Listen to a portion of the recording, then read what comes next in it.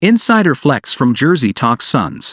Playoff run Flex is an extraordinarily influential member of the Phoenix Suns fandom, and he graciously sat down for a Q&A. Not many know the Phoenix Suns like Flex, a team insider who has over 23K followers on Twitter and wears many hats, one of which features work for KSRN Arizona. Inside the Suns had the opportunity to sit down with Flex to get his thoughts and opinions on Phoenix's current playoff run. Q. How did you become a Suns fan? What made you fall in love with the game? A.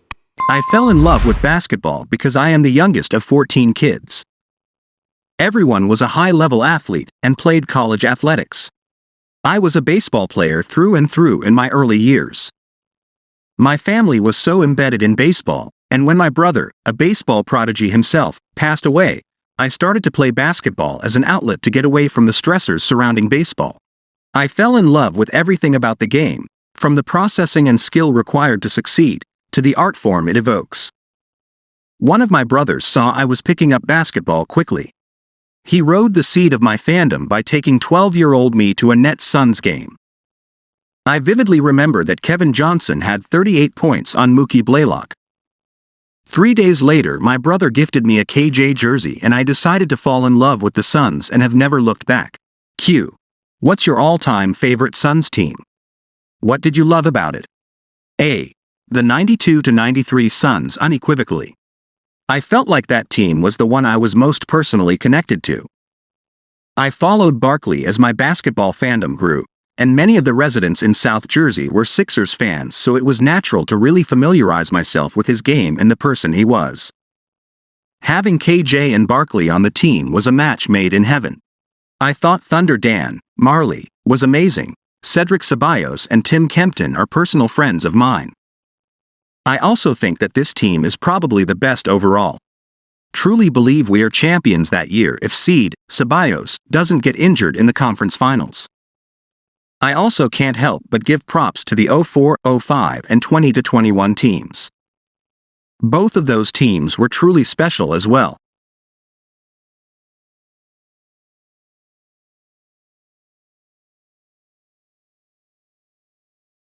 Q.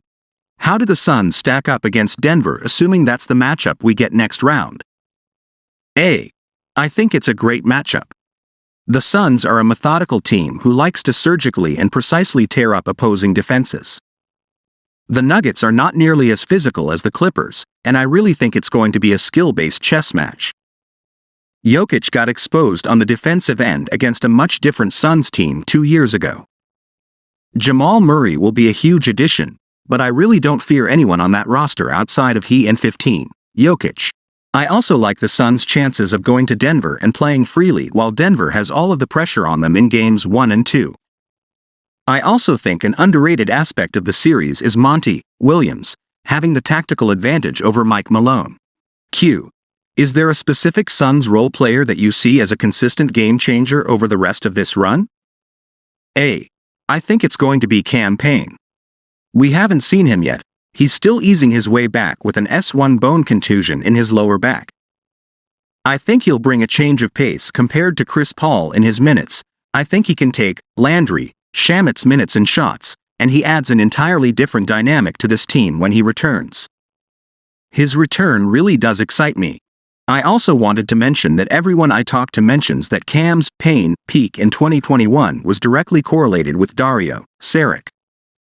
Dario and Cam would run a dynamic two-man game with the bench unit, and Dario's ability to space the floor opened up a lot of things for Cam. I truly believe that the fact that KD is in that role now makes this a scary proposition for opposing defenses.